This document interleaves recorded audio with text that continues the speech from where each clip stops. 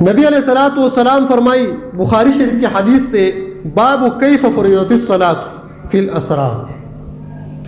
नबी अलैहिस्सलाम फरमाई, फुरिजा अन सक़्फ़ि बैती व अना बिमक्कता फनज़ल जिब्रील अलैहिस्सलाम। जमा द कूर दा छत शो नो दा ऊंचा उधर शो। जिब्रील अलैहिस्सलातु वस्सलाम रागे, जिब्रील अलैहिस्सलाम रागे। और बिया तफसीर रूहुल बयान लिखी दगा सूरत असरा की, कि वमअ कुल्लि वाहिदिन 70,000 मलकिन व अयक़ज़हु जिब्रील बिजनाहिही।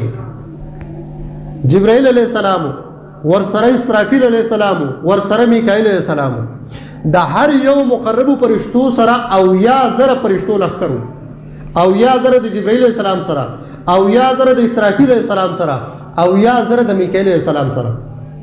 दा द नबी अलैहिस्सलातु वस्सलाम इस्तिक़बाल द पार रागला। नबी अलैहिस्सलातु वस्सलाम मेराज ते गए।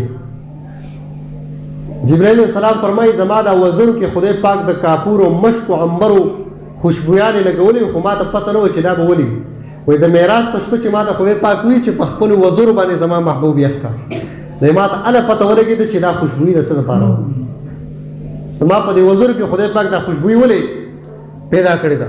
وایقظه جبرائیل بجناحه، جبرائیل علیہ الصلوۃ والسلام په خپل وزر مبارک باندې نبی علیہ الصلوۃ والسلام راويخ. او بیا د هغه زینا فتح الباری شرح صحیح البخاری باب المعراج کی ذکر کړي چې ان جبريل اتاه فاخرجه الى المسجد. نبی علیہ الصلوۃ والسلام د ام هانی د کور نه روان کو او مسجد حرام ته راوس، حتیم شریف ته راوس، هلته 2 رکعات منځ د هغه زینا بیا التا نبی کریم صلی اللہ علیہ وسلم فرمائی، بخاری شریف کی حدیث تے باب ذکر الملائکہ، مالک بن سعدہ حدیث راوی دے چې د نبی علیہ الصلوۃ والسلام دا سینه مبارکه د دې حلقوم نواخله د دې ناپه پورې نو مبارک پورې دومره وسیرلې شو. د نبی علیہ الصلوۃ والسلام زړه مبارک بار ترویست.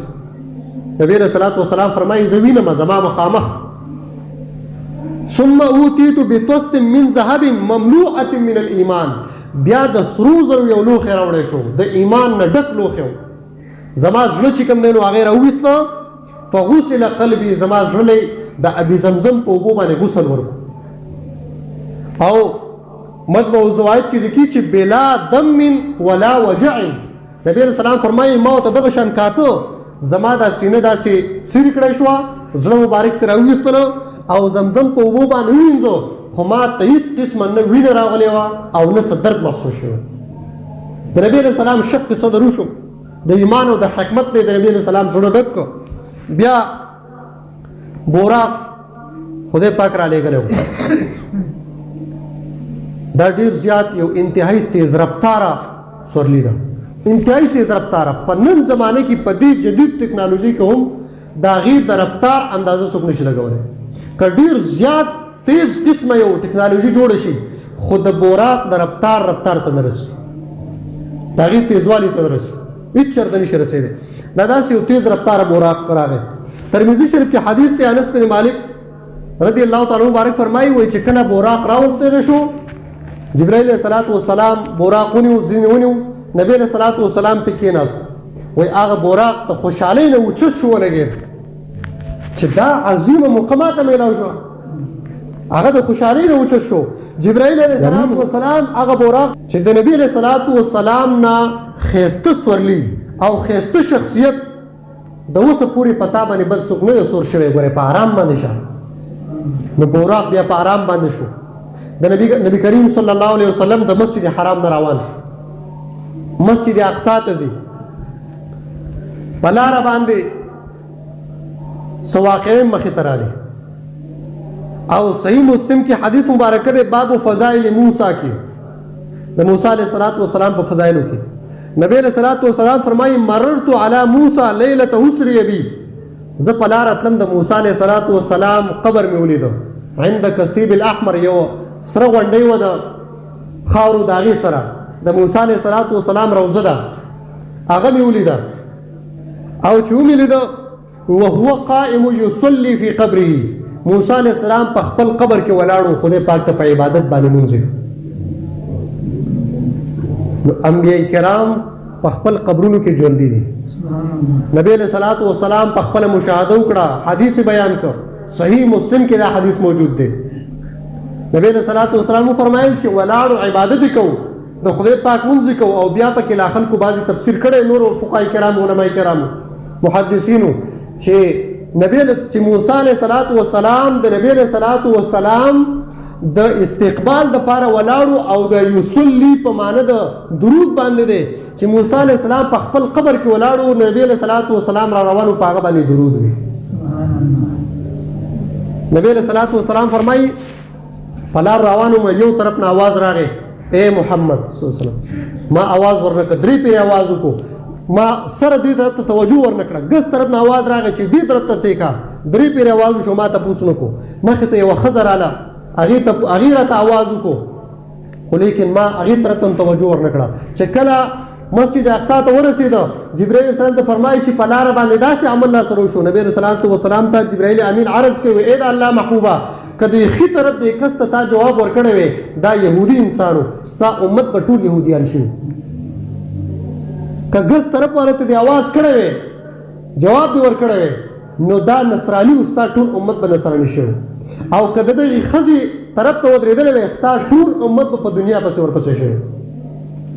بیا نبی علیہ الصلوۃ والسلام ته دولو خراوړ شو، په یو کې شراب او په یو کې پيو شوده. نبی علیہ الصلوۃ والسلام هغه شوده راوغل سره شراب پرې خودو.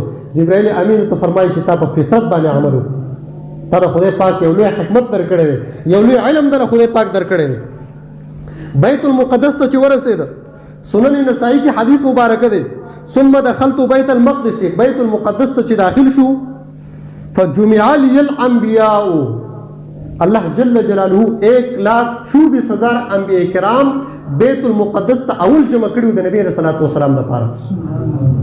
چې نبی رسول الله والسلام بیت المقدس ته لاړ نو فقدمني جبرائیل حتى اممتهم، جبرائیل علیہ السلام ما ته وی چې محبوب علیہ السلام مخکې شه د دې ټولو لپاره امام جوړ شه. 1,24,000 انبیاء کرام وروسته ودرېده، نبی علیہ السلام مخې ته ودرېده، هغه ټولو لپاره 2 رکعاته مونځ کو. نبی علیہ السلام ته امام الانبیاء خطاب ورکړ شو. نبی علیہ السلام د ټولو انبیاء کرامو امام دی. 1,24,000 انبیاء کرام هغه شاته ولاړ دي، نبی کریم صلی الله علیه وسلم مخې ته ولاړ. بیا هر یو پیغمبر چې کوم دی نو هغه خطبه ولوستله د مانځه وروسته، خپل خپل انعام بیان کو. آدم علیه السلام خطبه ولوسته، خدای پاک ما باندې دا فضیلت کړی، دا فضیلت. ابراهیم علیه السلام، نوح علیه السلام، عیسی علیه السلام، او هر یو پیغمبر، موسی علیه السلام. نبی رسول الله والسلام په اخره کې پاسېدو، خطبه بیان کړه، خپل فضیلت او انعام بیان کړ. ابراهیم علیه السلام پاسېدو، اعلان کړي و اے انبیاء کرامو، په مونږ ټولو کې زیات مرتبه او فضیلت خدای پاک دې پیغمبر لور کړی دی، محمد رسول الله والسلام.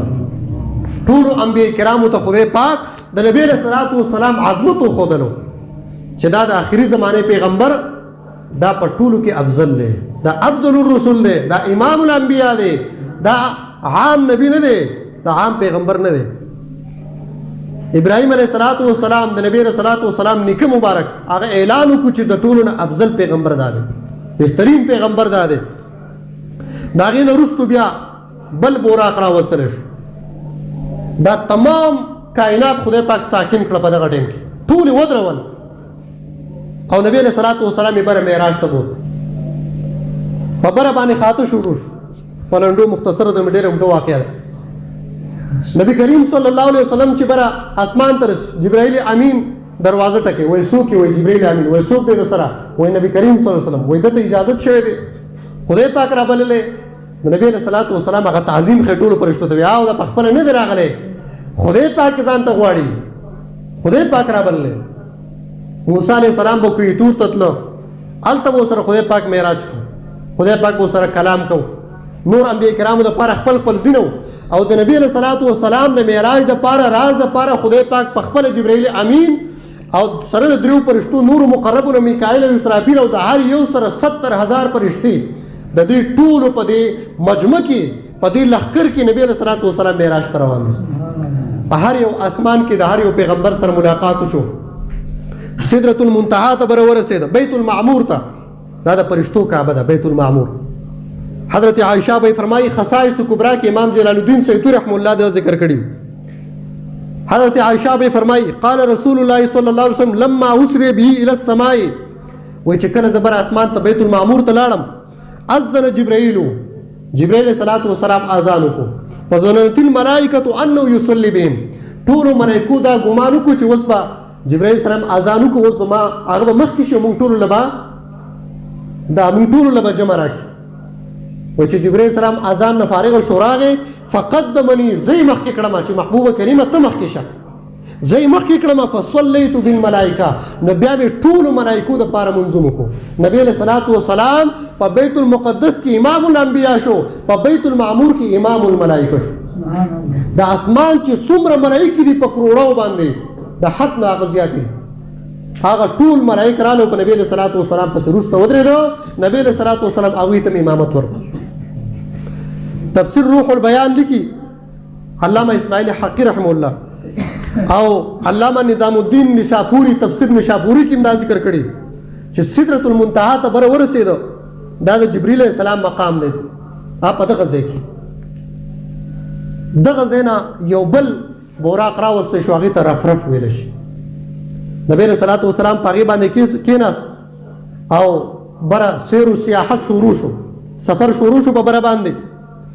جبرائیل علیہ السلام ودرېدل، نبی علیہ الصلوۃ والسلام ته تپوس کې ولې ودرېدې؟ سدرۃ المنتهى پورې زما سره ملګری په بره م راځه. وایي نه محبوبه، نور زما مقام نشته بره، زما مرتبه هم د دغه ځای پورې ده. بس لو دنوت انملة لاحترقت، وایي بره دومره نورانیت دی، دومره فرشتې ګوره ټول نوراني مخلوق دی،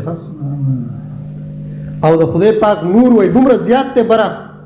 وایي که زه د خپل د دې مقام نه سدرۃ المنتهى نه یو نوک برابر د یوې ګوتې برابر بره شومه، زما ټول پرونه به سوي د ډېر نورانیت د وجې نه. زه به سوی یم، زه بره نور نشم تللی، زما دا آخري مقام دی، بره محبوبه ستا مقام دی. فرقوی نبی علیہ الصلوۃ والسلام بشر دی، نور نه دی، نورانی مخلوق هم لاندې پاتې شو. نبی علیہ الصلوۃ والسلام نور علی نور دی، یوازې نور نه، نور علی نور. سدرۃ المنتهى هم په بره باندې روان شو، بره د خدای پاک سره د راز و نیاز خبرې جوړې شو. قرب خاص، ثم دنا فتدلى فکان قاب قوسین او ادنى. خدای پاک ورته وایي رانږدې شه، نور هم رانږدې شه، ثم دنا فتدلى ښه رانږدې شه، فکان قاب قوسین او ادنى. د نبی علیہ الصلوۃ والسلام او د الله جل جلاله په مابین کې لږه فاصله پاتې شوه، په اندازه د دوو غشو باندې، د دوو هغه کومه لینده چې ورته ویلی شي قوس، پخوانی چې کوم غشې لینده و، نو د هغې برابر لکه د هغې د یو سر او د بل سر دومره مسافت پاتې شو. او دا دومره مسافت ځکه پاتې شو چې د خالق او د مخلوق امتیاز راشي. الله جل جلاله هغه ذات دی چې هغه د مخلوق سره مس نه دی، ټچ ورسره نه دی، د مخلوق نه هغه خالق دی، هغه قدیم دی، مخلوق حادث دی، هغه چې کوم دی نو ابدي دی، ازلي دی، مخلوق ابدي ازلي نه دی. کان الله ولم یکن معه شیء، خدای پاک اوس نه او هر څه به نه خدای پاک به وي، نو ځکه ورسره ټک نه شو. نور نبی کریم صلی الله علیه وسلم په خپلو سترګو مبارکو باندې، د زړه په سترګو هم، د سر مبارک په سترګو باندې هم د خدای پاک دیدار و. دې کې خلک اختلاف کوي، نه وایي نبی علیہ السلام صرف د زړه په سترګو باندې لیدلی، نه. قرآن کې خدای پاک فرمایي ما زاغ البصر وما طغى ما کذب الفؤاد وما رأى.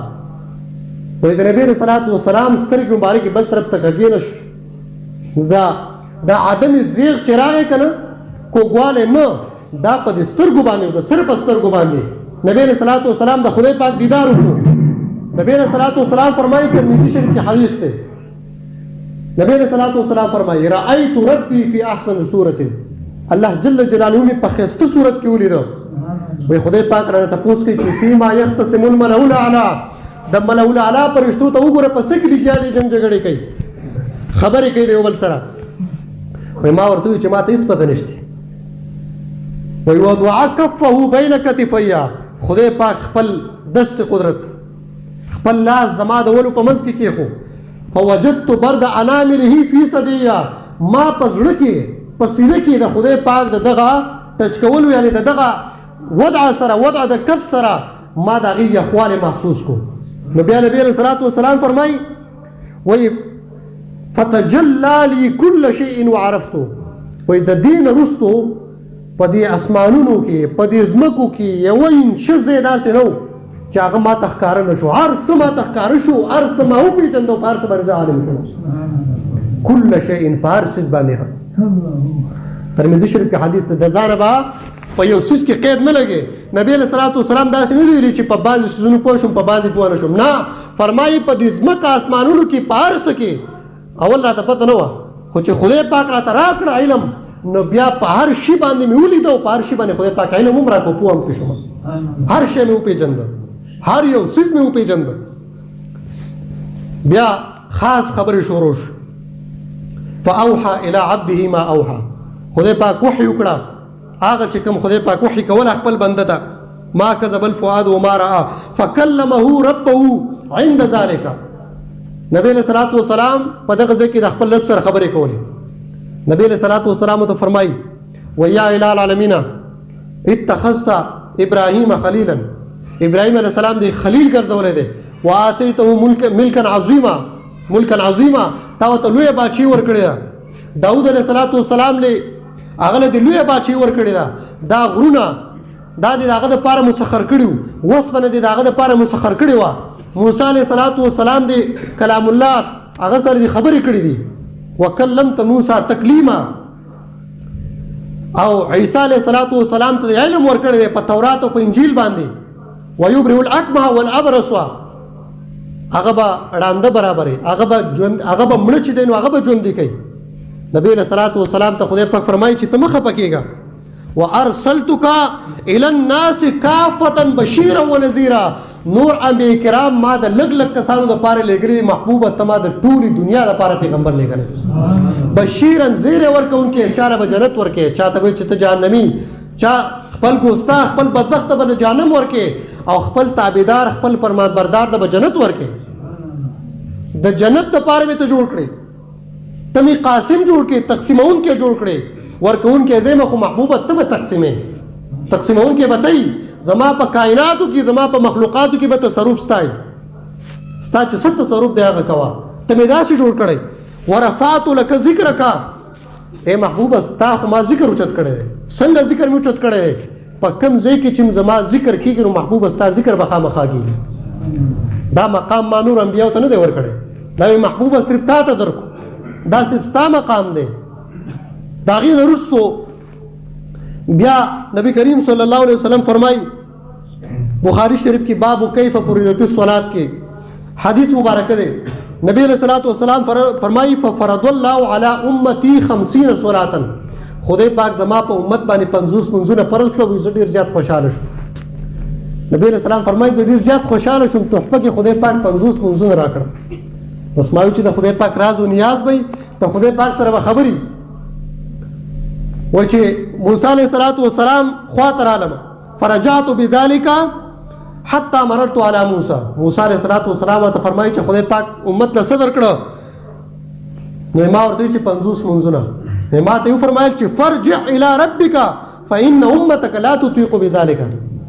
خپل رب ته واپس لاړ شه او ورته عرض وکړه ځکه چې ستا امت د 50 منځونو طاقت نه لري. ګوره موسی علیہ الصلوۃ والسلام د دنیا نه ظاهري حالت کې ګوره رحلت کړی دی. نبی علیہ الصلوۃ والسلام دور دی او موسی علیہ الصلوۃ والسلام ته ګوره وایي څوک چې وفات شي که نه نو دا ډېر خلک چې کوم دی نو هغه خو وایي چې انبیا مړه دي، وایي دا به دوباره ژوندي کېږي. او دا ډېر خلک بیا د دې نه منکر دي چې بعد الوفات وایي څوک د چا امداد نه شي کولی، وایي د چا نه مدد مه غواړئ، څوک رب ته مه وسیله کوئ، وایي څوک څه نه شي کولی، هر څه خدای کوي. نو بیا هغه ته په لنډو باندې داسې ووایه چې بیا به ته داسې چل کوه چې په ورځ کې 50 منځونه کوه. ځکه موسی علیہ الصلوۃ والسلام خو دا 50 نو چې 15 راوستلي دا چا؟ موسی علیہ الصلوۃ والسلام. نو ولې موسی علیہ الصلوۃ والسلام په دنیا کې وفات شوی نو؟ بعد الوفات زمونږ او ستاسو سره دا تحفه چې مونږ له راکړې ده نبی علیہ الصلوۃ والسلام په 50 باندې خوشحاله و. هغه پیغمبر و، د هغوی خو بل کار نه، خو د خدای پاک رضا وه. 50 منځونه چې ورکړو نبی علیہ السلام خوشحاله شو چې بس د خدای پاک عبادت وکړو. موسی علیه السلام فرمایي ستا امت طاقت نه لري ورشه لاړ شه ورته وایي چې په دې کې لږ تخفیف نو خدای پاک 15 کمول په دې کې ګوره ډېر لوی حکمت دی یو حکمت پکې دا دی چې موسی علیه السلام به نبي علیه السلام ته وکاته چې نبی علیه السلام د عظیم مخ دیدار به وکولي چې د خدای پاک سره برای راست خبرې کړې وي برای راست د خدای پاک سره دیدار کړو د نبی علیه السلام او د خدای پاک برای راست د سر په سترګو باندې نو د نبی علیه السلام په جسم مبارک کې هم د خدای پاک نورانیت موسی علیه السلام مخکې یو پیرا عرض کړو یا الامین ما ته خپل ځان وخایا نو خدای پاک وته ځان نو خو درې ته معنی شری دی دا د نبی رسول الله خصوصیت ته چې نبی رسول الله بمای نه بل څوک نه نو چې کله موسی علیه السلام ته دغه خصوصیت حاصل نشو نو بیا به نبی رسول الله ته کاته او د خدای پاک هغه نورانیت به پکې لیدو نو بار ذکر لګو چې ته بیا لاړ شه او نبی علیه السلام به بار تلو د خدای پاک دیدار به کو نو الته به برتلو او دلته به موسی علیه السلام د نبی علیه السلام دیدار کو نو اخیری دا منځونه 15 تراله موسی علیه السلام ته بیا فرمایي چې محبوب وګوره ستا امت به 15 طاقت نه لري دا د انبیاء کرام علم دی د دې زمانه خلکو ته وګوره 15 منځونه نه کوي و ستا امت ګوره 15 منځونه نشي کولای لاړ شو خدای پاک ته وایي چې نور هم کم کا نبی رسول الله فرمایي چې نور مال حیا راځي چې دا 15 منځونه نه کوي د 50 نه 15 وای خدای پاک مال یو تحفه راکړه بلا هغه دا چې خیر دې ستا امت دې 15 منځونه کوي خو ما ګوره د اول نه 50 لیکلو نو ثواب په ګوره زنه کوم ثواب په د 15 هغه د 500 ثواب په دې 15 باندې ورکو د یو موږ په بدله کې د 10 منځونو ثواب نو دا خدای پاک نبی کریم صلی الله علیه وسلم ته د معراج ورکړ ان شاء الله نزيد دین رستو چې بیا کوم واقع پاتې شو بل جمعه کې به کوټه مختصر ده الله جل جلاله دې موږ تاسو د نبی کریم